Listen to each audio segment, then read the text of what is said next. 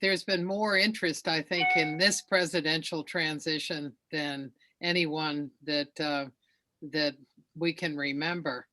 And in part, that's because it seemed to be such a poor transition. I mean, right today we're looking at the impeachment trial in the Senate that results from the efforts the president made to delegitimize the election and delegitimize the inauguration, and the what was then the upcoming inauguration of Biden, and also um, we have a history of a cooperation between the incoming and outgoing presidents, and we did not have that this time because uh, former President Trump never conceded the election. So, in that kind of environment, how did the transition work? And there are a lot of ways in which the transition did work well. Much to share, Um, unfortunately, but also we let's see. So I guess everybody mute yourselves. I just You- muted that, I'm sorry. Oh, okay, that's all right. That was one of Uh, our members, but I clicked mute.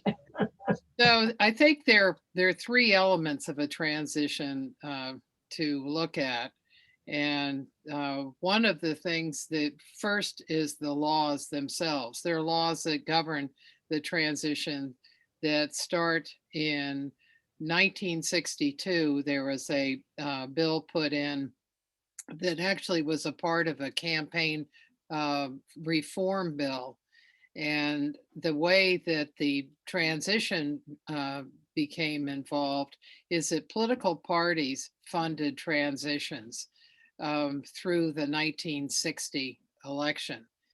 And in that transition, and the parties felt they were spending too much money on it. And then there were people in Congress who thought that in the words of Dante Fascell of Florida, who was the floor manager of the bill in 1962 and was a sponsor of it, he said that once a person is elected president, that they become a government official and the government should be responsible for the transition. And there was broad agreement that that was so. So one of the things we want to look at are the laws, and the laws were very important in this transition because they provided Biden with and his teams a lot of information. And then another aspect of transitions have been the tacit understanding between an incoming and an outgoing president that they respect the institution of the presidency and the rule of law that calls for continuity in government. And there has been common agreement on that until this year. And then we look at a truncated transition. And I'm going to look at not just Biden, but Bush in 2000. And how did the two of them, with fewer than the normal 77 or 78 days, Bush had 37 days for his transition, and Biden had 57 for his. And how did they make that time work?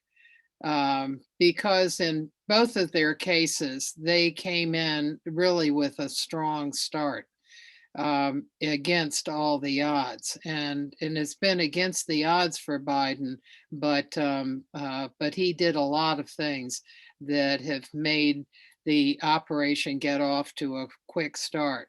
Well, first the laws.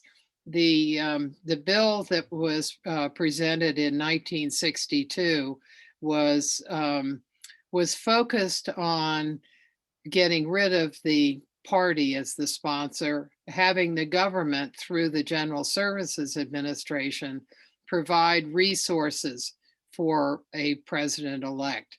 And that would be office space, supplies, and some staffing, travel, and those basic sort of things. But it was just the one agency. And the Facel, when he was talking about it, said that he thought that access and cooperation were the keys for transitions, and that he wanted to see institutionalized the kind of cooperation that existed from Truman to Eisenhower and Eisenhower to Kennedy. And I would say that it was somewhat bumpy from Truman to Eisenhower, because neither one of them liked the other. But they knew that that information needed to flow. Truman is the first one that's really thinking in a long range about transitions, and it's based on his experience. And he came in on January 20th, 1945, and Roosevelt died on April 12th. And he found 13 days after he came in, the Secretary of War, Henry Stimson, came to him and talked to him about the existence of the Manhattan Project, which he had heard vague rumors about, but he really didn't know anything about it. And he decided in the winter of 52 that he was not going to run again. And he talked to his staff about transition. And he said, I came in unbriefed and unprepared. And he said, no matter who took over after him, he did not want that to happen to them. So in the summer, after the Democratic and Republican conventions had met, and Stevenson and Eisenhower had been nominated, he wrote both of them in August and asked them to come to the White House, not together, for a day at the White House. The morning would be a CIA briefing, and then there would be lunch with his cabinet.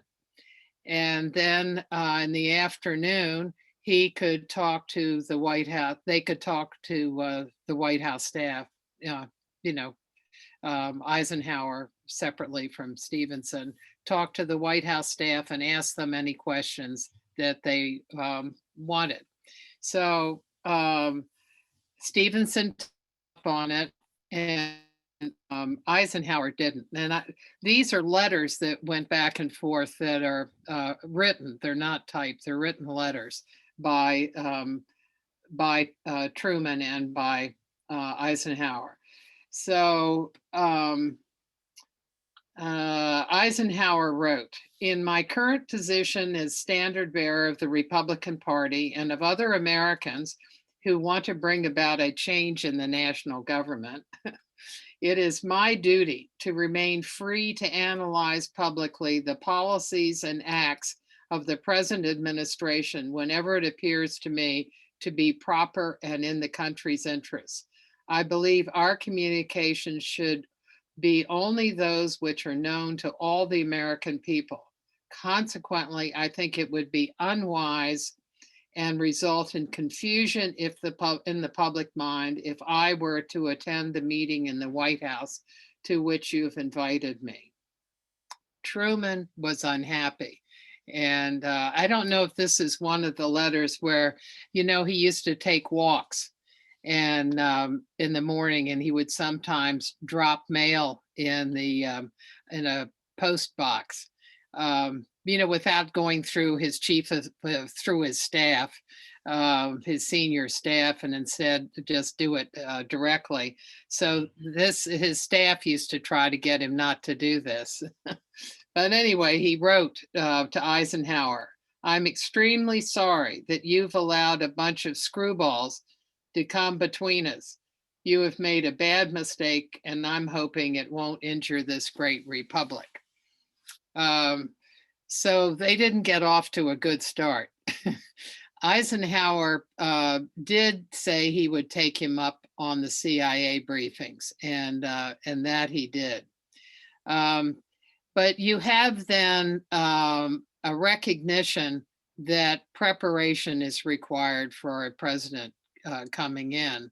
And from that time forward, I think that that people understood that. So in the act that finally is signed by, it's presented by Kennedy, but it's signed by Johnson in 1964 in that first legislation. One of the things that Dante Fascell had in mind and that he argued was that there was cooperation in all of these cases, but there may arise a time when a sitting president is defeated by a president-elect and does not want to cooperate. And so he saw the legislation as helping to prevent a sitting president from refusing to cooperate. And the legislation, as it's developed over time, has done that. The legislation is interesting because it's been bipartisan.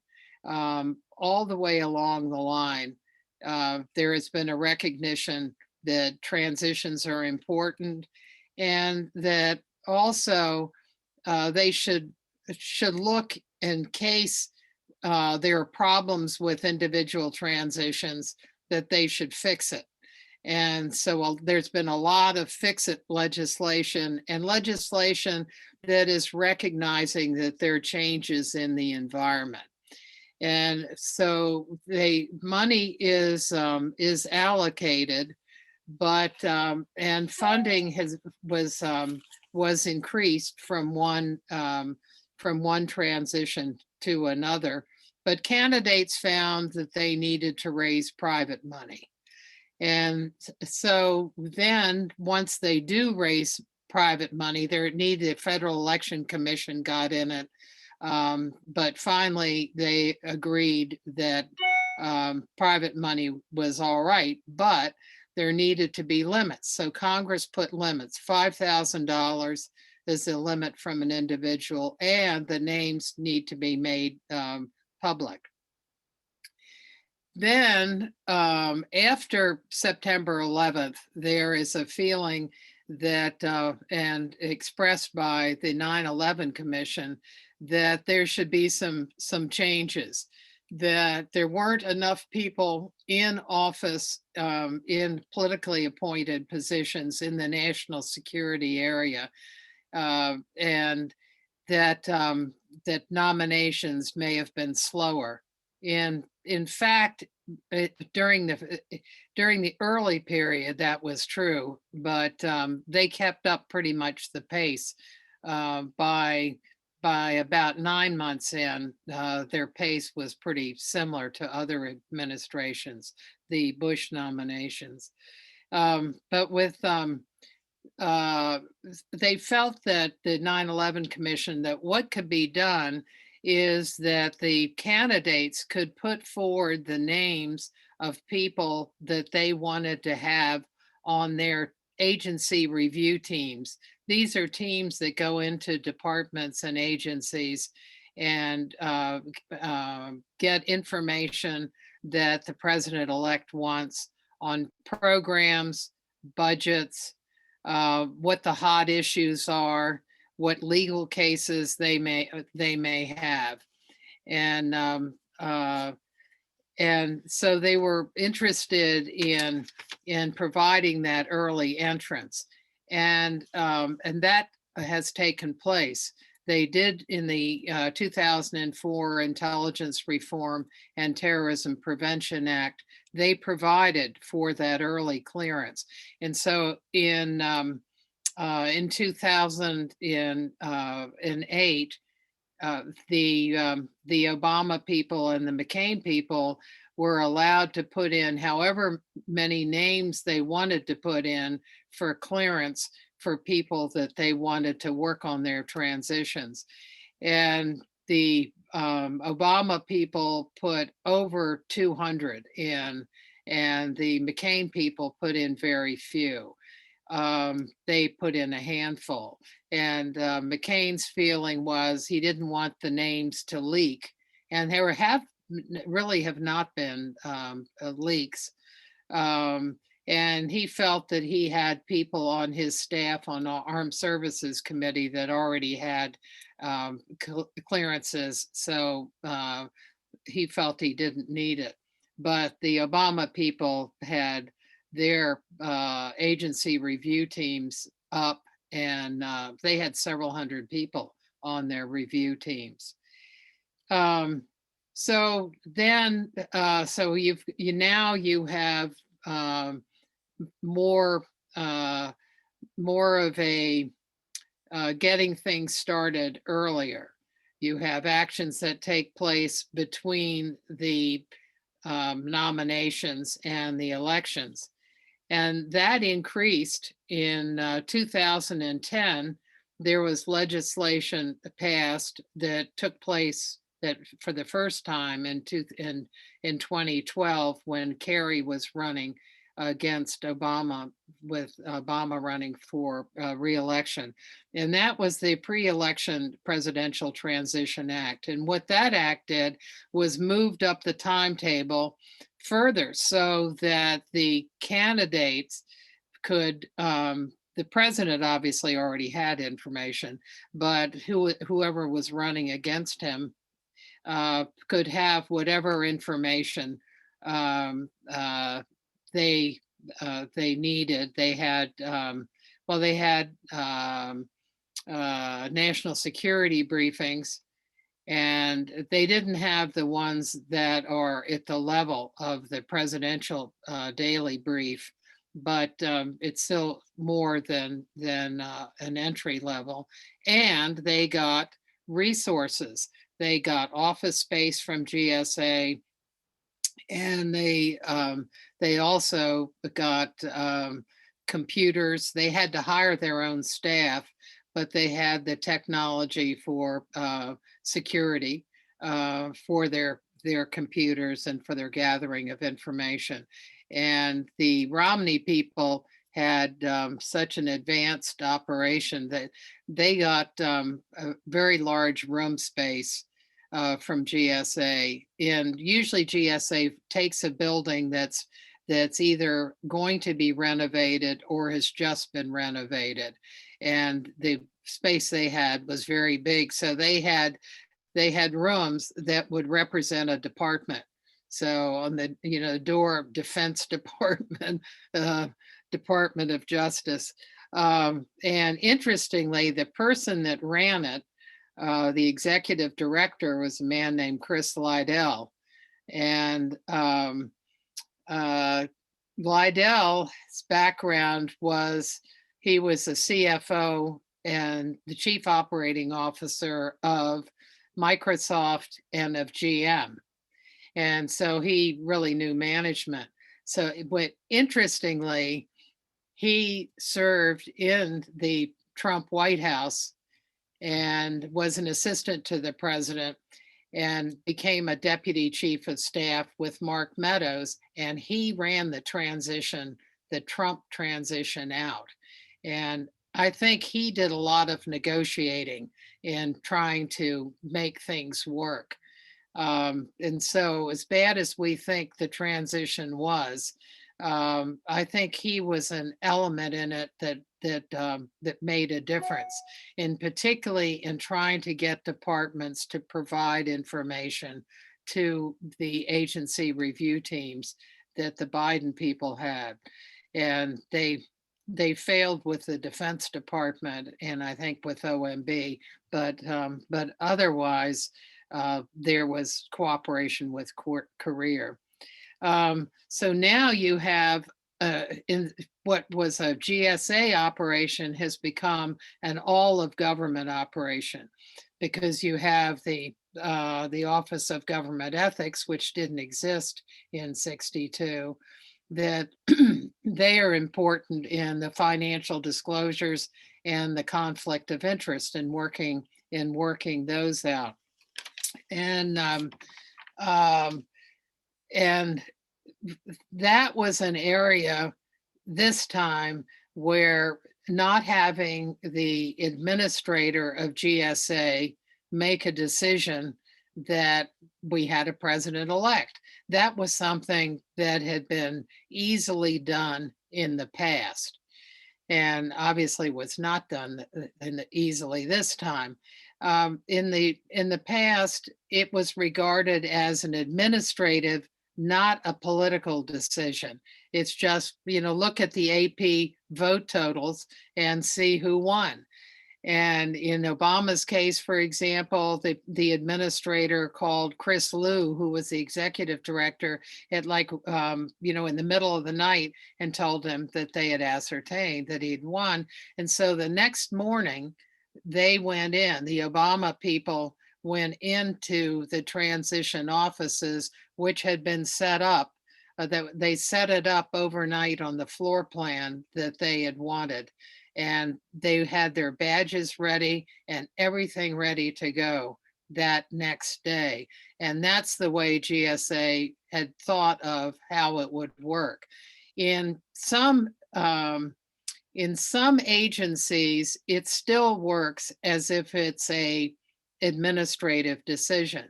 So, for example, the Secret Service put on an extra detail for Biden, and right at the time of the election, and after the election, then the FAA had created a zone around his house that was a no-fly zone, and they are responsible for protecting the president in that way. And so for them, it was an administrative decision, and because they have to make sure that the president is protected.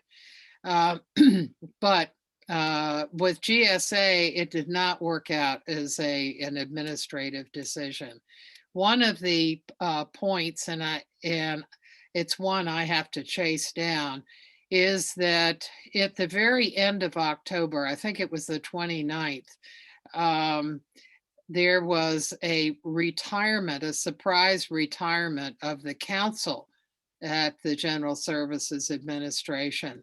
And a person was appointed, it's a political appointment, and the person who was appointed was from the White House counsel's office. So he clearly had contacts with the White House. And so what the White House role is, I think we don't know yet at this point. Well, the way the things were held up is not the way that other transitions had worked. And even when somebody had run for re-election and lost, both Jimmy Carter and George H.W. Bush were disappointed over losing, but Carter conceded that night. He conceded early in the evening, and Bush conceded later, but still at the same basic time. The next day, Bush was very depressed over losing. It's easy to think that you're gonna win because you've been going around and seeing large crowds, and you just assume that's going to translate into a win. But it didn't for him, and he was very down about it. But he came in the next morning to his senior staff, and he told them that he did not want them to leave any ticking time bombs for the Clinton people, and that he wanted them to cooperate and for it to be a smooth transition. Roger Porter, who was his economic and domestic policy aide, talked about his speaking in that meeting and the general spirit that he wanted them to follow. Andy Card, who was handling the transition out of office for George H.W. Bush, said that Bush told him that he wanted Clinton to get a briefing on Haiti as soon as they could arrange it, because there was so much misinformation in the campaign that he wanted to make sure that he had a good grasp on what the realities were and the difficulties of the situation. And then he also told him to call Warren Christopher, who was running the transition for Clinton, and ask him if he wanted, if Clinton and Christopher wanted Bush to fire all the political appointees. That's a traditional thing where you ask the person who's coming in if they want you to clear out their political appointees. Or the alternate is that you can spend the first first days of your administration, actually months, firing people. For example, today the Biden people are firing people on the National Capital Planning Commission. They're really going through everything, figuring out every political appointee I think they have, and bounce them out.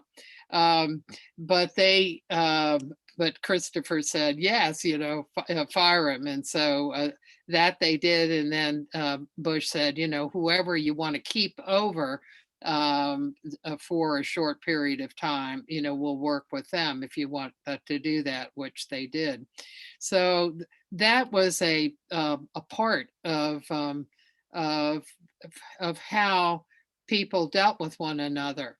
But a lot of it is just a tacit understanding that the rule of law and the continuity of the presidency are particularly important, and that the transition is a fragile time, and you don't want to see the United States be under any kind of attack. And in reality, that attacks can occur. In 2009, the day of that Obama was going to be inaugurated, that morning when the Obamas and the Bidens came to meet with the Bushes and the Cheneys in the Blue Room for tea or coffee, their national security teams were meeting in the Situation Room to talk about a possible attack on the inauguration that would be an IED that was going to be somewhere down in the mall area, and that they thought was going to be capable of killing people, and how should that be handled. So attacks during that time period are a possibility. Fortunately, it evaporated. Well, how did the Biden people deal with all of these the roadblocks that were set up for them? The one of the aspects of the law that was adopted in 2015 and then was used for 2016 was a structure for transitions that provided that 6 months before the election, a White House Transition Coordinating Council would be created. And they had been created by executive order at the end of the 8-year terms of Clinton, Bush, and Obama, but it hadn't been in law. And then finally it was put into law. So that no matter whether he was running for re-election, Trump had to create that. And they did. And Chris Liddell was the co-chair with Mark Meadows, who was the chief of staff. And they would plan what they wanted to see done in the transition, how it should be laid out. And then in that law, there's the Agency Transition Directors Council, which is made up of career representatives from each of the departments, and then also 5 to 7 of the agencies like NARA and Office of Government Ethics, and that have a stake in the transition. And so the idea is that the Agency Transition Directors Council will decide what kinds of information need to be in those briefing books, and how do you put those briefing books together? Do you make them long, short? What kind of information do they need? And so the people who are representatives from the departments did talk to people who came in during the last transition, and then asked them what information was useful and what information was not.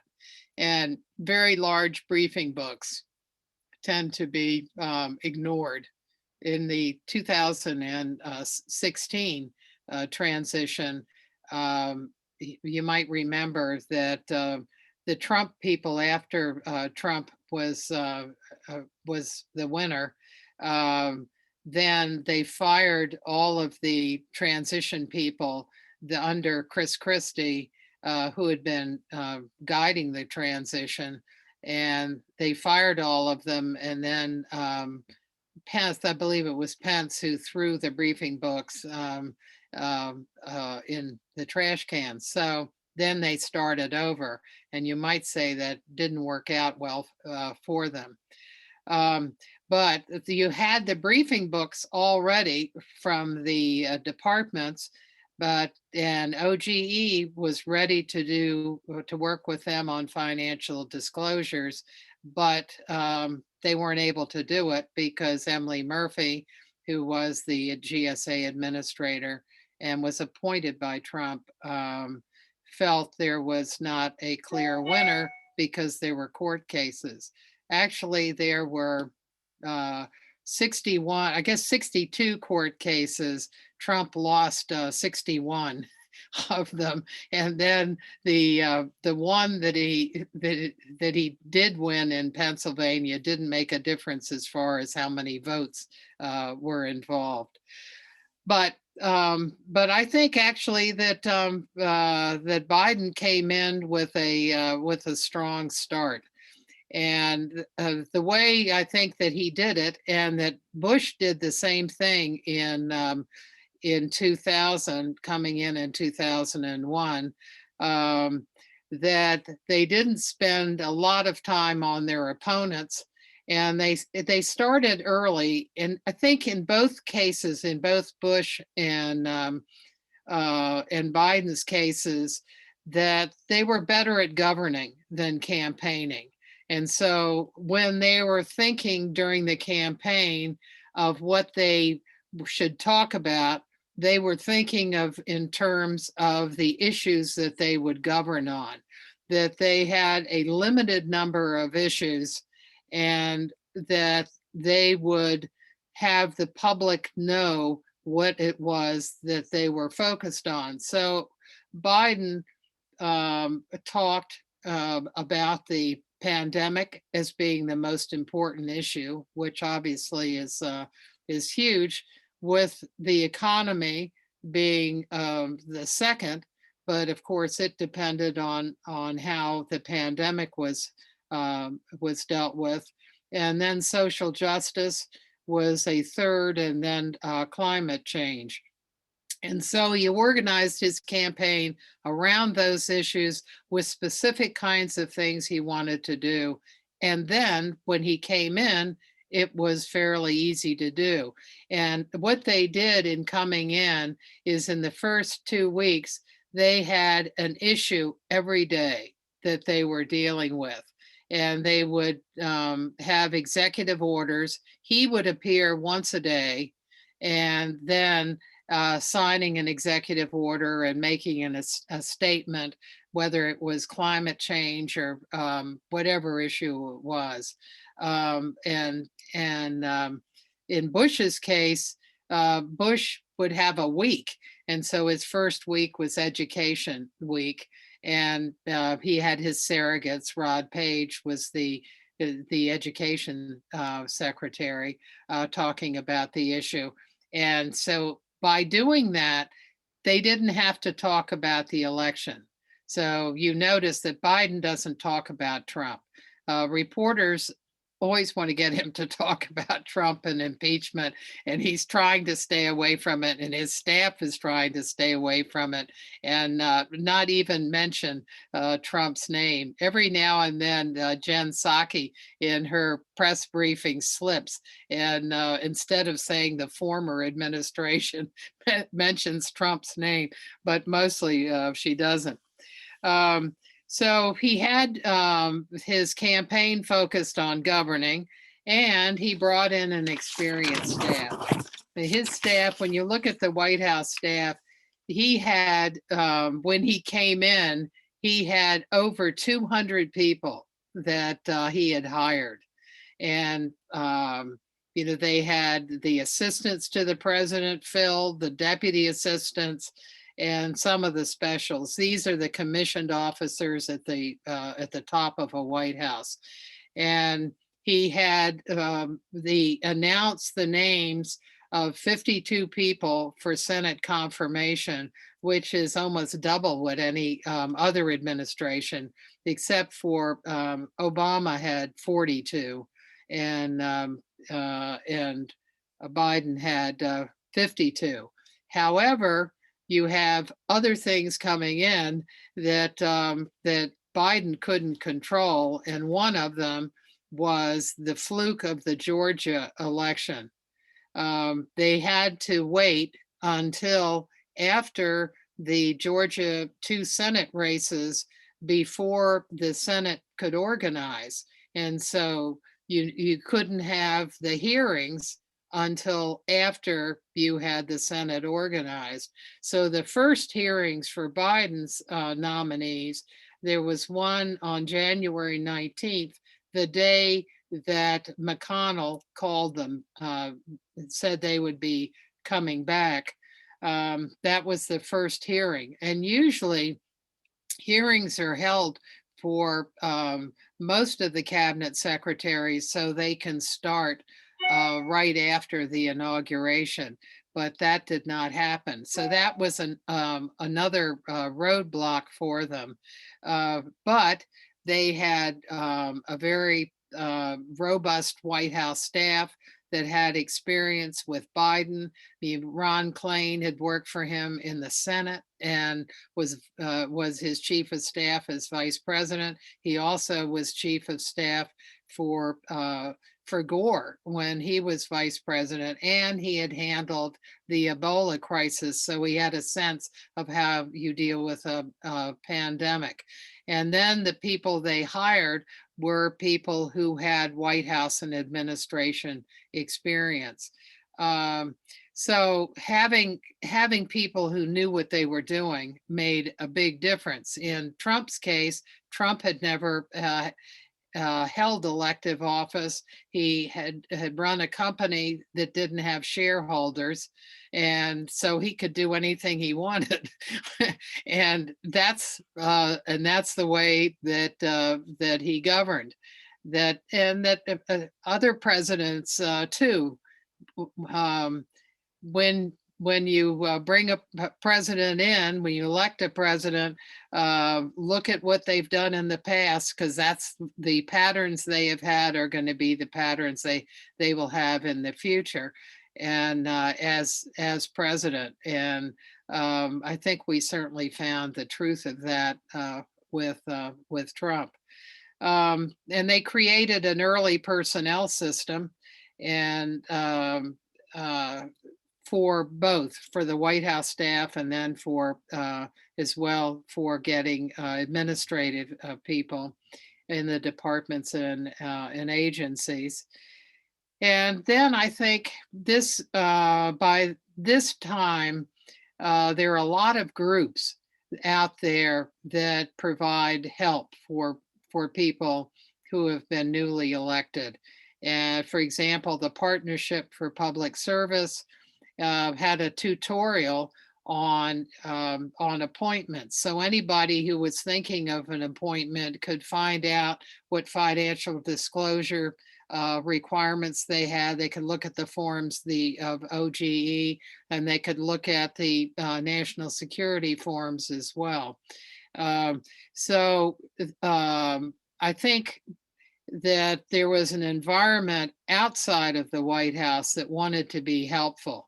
And with only having been in for 4 years, there were a lot of people who had not been out of government for that long. And you could get them in fairly easily by updating their information. Um, and uh, and so I think that worked well for them as well.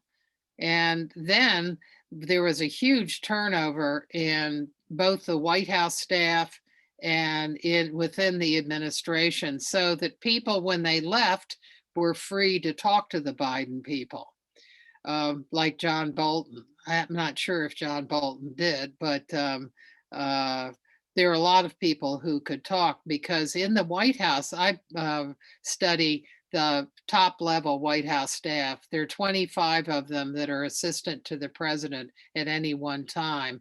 And most administrations in 4 years would have, maybe 40 people, sort of 40 people to 50 max.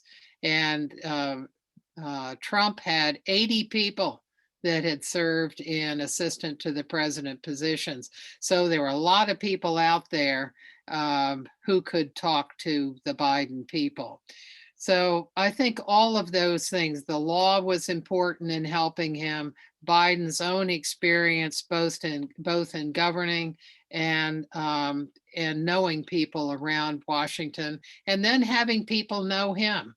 I think the way that Trump was trying to characterize him as just Sleepy Joe didn't go over with the public. They knew Biden. They've known him as a senator, and they knew him as vice president.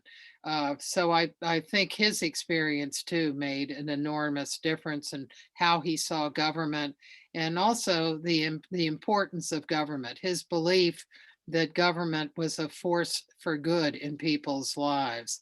And this is a time when we need that. I think another aspect of Biden that is important is that for him, governing is what he wants to do, and he likes to negotiate, and he likes to do it in private and talk to people.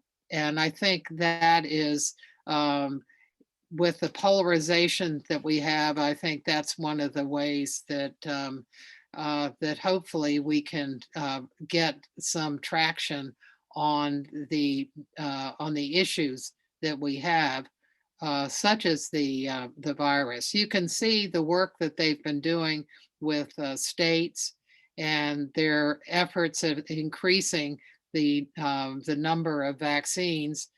We've seen it in Washington. There's generally, I think it's about a 20% increase in the distribution of vaccines, and they're also working on the distribution process. So I think that against the odds, he has done a good job on the transition, but it took a lot to get him there. So let's go to questions. Thank you so very much. That was really interesting. I didn't know a lot of the history, and I appreciate your sharing. Sure. I'm Maybe going a little too down in the weeds, but No, I thought it was great. I really did. I'm going to ask if people have a question that they please either raise your hand or put it in the chat. I know there's a lot that was covered here, and I'm sure there are going to be a lot of interesting questions. And you can feel free to unmute yourself at this time. and So, I also work on presidential press relations, And so if you have questions along those lines, I've written about White House communications and how the White House is organized. Managing the President Message was a book for communications. And then Before the Oath, how George W. Bush and Barack Obama managed a transfer of power is my transition book. Right, right. Let me go to, I see Tony has a question. Tony, you can unmute it. Oh, you did already. Good for you. Okay, there you go. And then I have one in the chat afterwards. So Diana, I will ask you a question after Tony's. That was absolutely fascinating. I had no idea all this was going on down the street, as it were. And that Yes, there were right. hundreds, maybe thousands of people involved in this transition. Yes, My there are. two questions. One is more personal. I don't quite understand how you get access to all this material, but let me ask the second question first. All these transition people that are coming in to help, are they expecting then they will get positions in the administration, or are they just sort of taking time out from their wonderful jobs elsewhere to Yeah. be? Well, an incoming administration tells everybody that they're not promising them any jobs. But when you look during the course of an administration, when you look at who was hired and what their background is, because I've been looking through the backgrounds of people who worked on or who were hired for the White House, and a very large number of them worked in the transition. But a lot of them worked for Biden before that also. But even with Trump, I noticed that there were people who had worked on the transition who ended up coming into office, or who they gave some kind of honorary position to. I noticed, for example, that Rich Bagger, who ran the transition, that they threw the books out, that he worked for Christie. He was appointed to the White House fellowships, and but I think people think to themselves, "Oh yeah, they say that they're not going to hire people, but at least they'll get to know who I am." And I think it does give an incoming administration an opportunity to see who the people are, and if somebody is particularly effective. But they also pick people who have been in positions in the past, who don't want to come in, who know what to look for. So, for example, I think Susan Dudley, who was the head of OIRA, which deals with regulations in the Office of Management and Budget, that she was one of the people who was who worked on the transition. But she heads a group that's dealing with regulations. So as far as how did I get information? Well, in 1975, my chairman of my department asked me to work with him on a book on the press secretary, and he wanted me to figure out how to get into the White House and then how to get an interview with Ron Nessen, who was then press secretary. And I did both. And the first day that we went in, we talked to reporters, and we listened to Nessen's briefing, and we knew that there was a more interesting story, because there were Ford's communications after the pardon, which obviously was a disaster, but after that he had a very good White House operation, and we could see that and wondered, who really made communications decisions. And so we decided to see if we could stay in the White House, if we could keep our foot in the door, which we managed to do through to Ronald Reagan.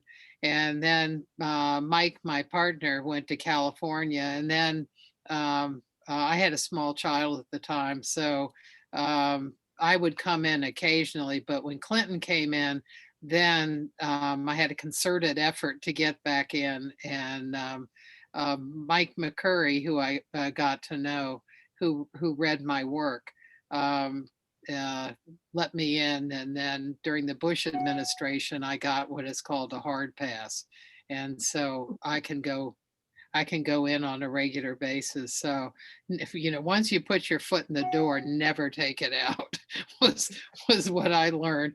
But I provide information for them on what has happened in the past.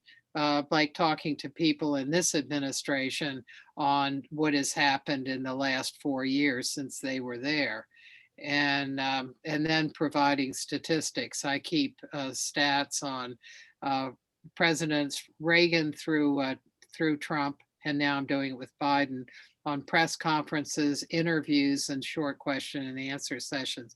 All of the interactions that there are between the president and the press. And that's useful. So I give it to reporters and I give it to the White House as well. Interesting. So I had a question come through on the chat. I see Liz has got a hand up too. Okay, well, let's go to the chat and then I'll get to Liz. So Okay. I think I'm trying to take them in time order, and the question on the chat. Right. Okay, so the question is there a way to avoid this kind of transition mess in the future? Yeah, but let's hope so. There was a hearing. Jerry Conley, who is chair of the Government Operations Subcommittee, had a hearing in December on the transition, and this one was what the elements were on a transition. So he's dipping his toes into that, with the idea of what do we need to do next. And I think there are ways to move up, providing more information earlier. And I'm just not sure what you do about calling the race. At one time, it was pretty easy because Associated Press did it, because they had the resources that they could call for each state, and all the networks would work together with AP, and so there really wasn't much of a disagreement about that. And in fact, the networks all called it, and newspapers as well, on the Saturday after the election. So I think that you can get it, even if there are court cases, that you could still do preliminary work. And I think in terms of getting good information on national security, but also other things, the administration didn't admit until, I think it was like the Friday or Saturday before the inauguration, that actually they hadn't stockpiled second doses. And so it's hard to deal with people who simply don't want to cooperate. And people in OMB had said, why should we provide you with Defense Department information because you're just going to try to undo what we did? Well, that's not the point. And so I think that has to be made very clear, that you can't do that. I agree with you. So we're going to go to Liz, and then we're going to go to another question from the chat. Carol is asking, but Liz, you're next. Yes, it's sort of a really softball question, but I'm just imagining that the press is absolutely delighted that they have real press briefings now with a real press spokesman who's a professional and who knows what she's doing, as opposed to the previous one, who, I'm embarrassed to say, was a graduate of my high school in Tampa, Florida.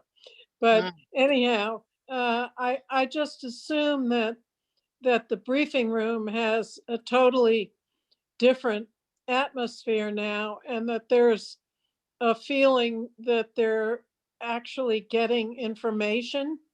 Yes. Again, is that right? Well, you can see it. Yes, for sure. Jen Psaki, I first met her in Clinton, in the Clinton administration. She worked in press, and then in Obama, she ran communications. But before she came back to she had a couple of stints at the White House and Obama, and in between, she was at the State Department. And I think that if anybody has been the spokesperson at the State Department, um, they know how to handle hard questions because you're getting them from so many different countries, and countries that are not our allies, and some who are our allies who are mad at us for one reason or another. But also you learn that whole issue area.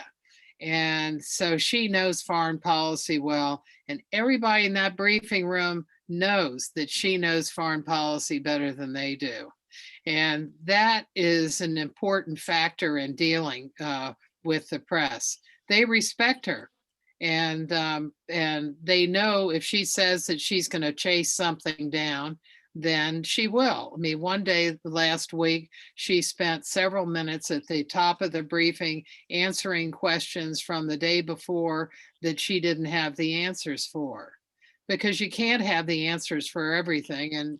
And I think after the Trump White House, where the press secretary said, "I'll get back to you," and never get back to them, that they're happy to see that the press secretary actually does get back to them. And also, the most important factor is, does the press secretary reflect the president's thinking?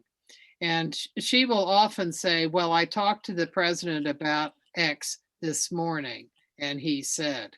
And so you know that she's dealing with him on a regular basis. And I remember in Kayleigh McEnany was asked about Trump getting tests, the virus tests, and you knew right off that that's a test with the swab going up your nose. That was something he was not going to like. And she said, "Oh, well, he has it on, he has it daily." And I think she said that that sometimes he has it more than once a day. It just, that did not ring right. Well, the reporters were asking him later about it, and he said, "Oh, well, I get tested, once every week or two." And so that kind of thing really tells you that the press secretary is willing to freelance and that she doesn't know what she's talking about. And that is just a killer for a press secretary. You I'm really sure- only need one of those to know where they stand. I'm sure it must be. So Carol, who's joining us from DuPont Circle Village, has a couple of questions for you. Okay. I All have, right, Carol. I have two questions. The first one is, why do you think some of the department heads had the courage to go against Trump and actually work with the transition teams? And number two, do you think the problems that Biden has had with this transition are going to lead to new legislative protections for other transitions in the future? Yes, I do think it will. It's going to lead to other to legislation for What sure. kind would that Because, be? because the legislation generally has a history of, when there's a problem, they try to figure out what the solution's going to be. Like in the Trump one, they had a nice ethics plan and they had no one designated to implement it. And so 2019 legislation said you got to do that.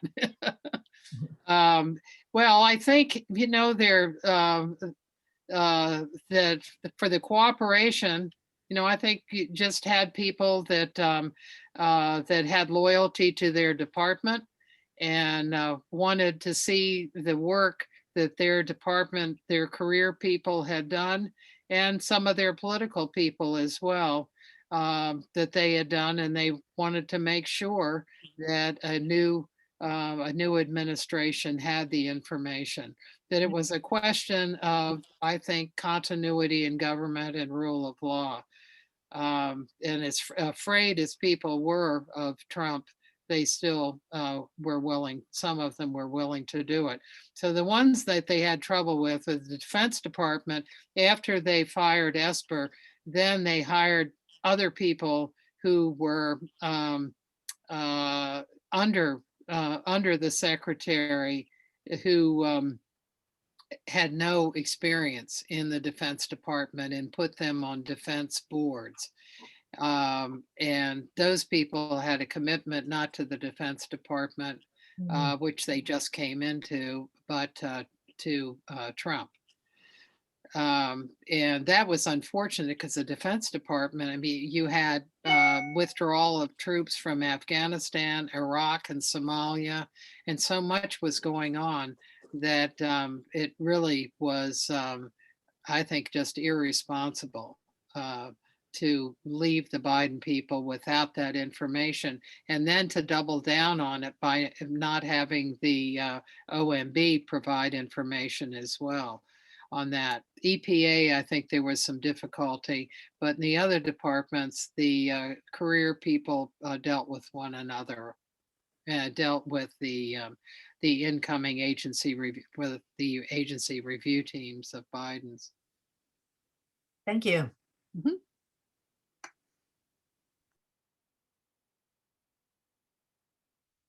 Anything else?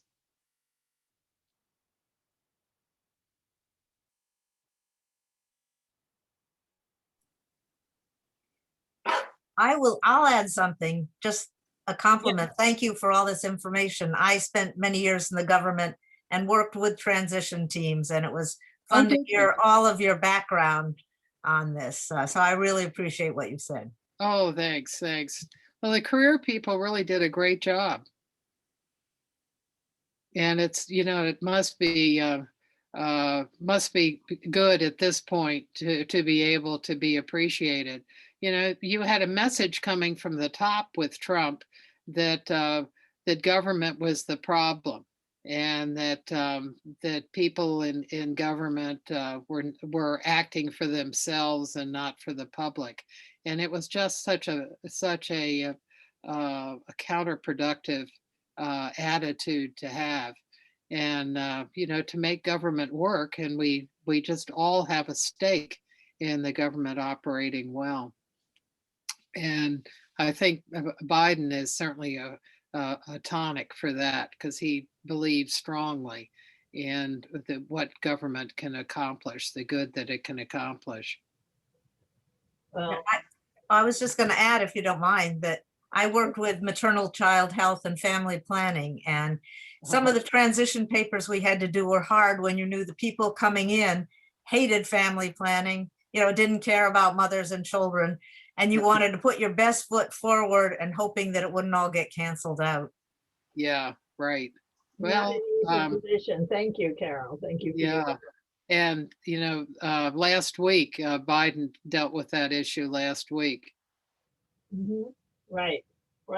Yeah, the Mexico City policy is something that comes up really early for Democrats. Yeah.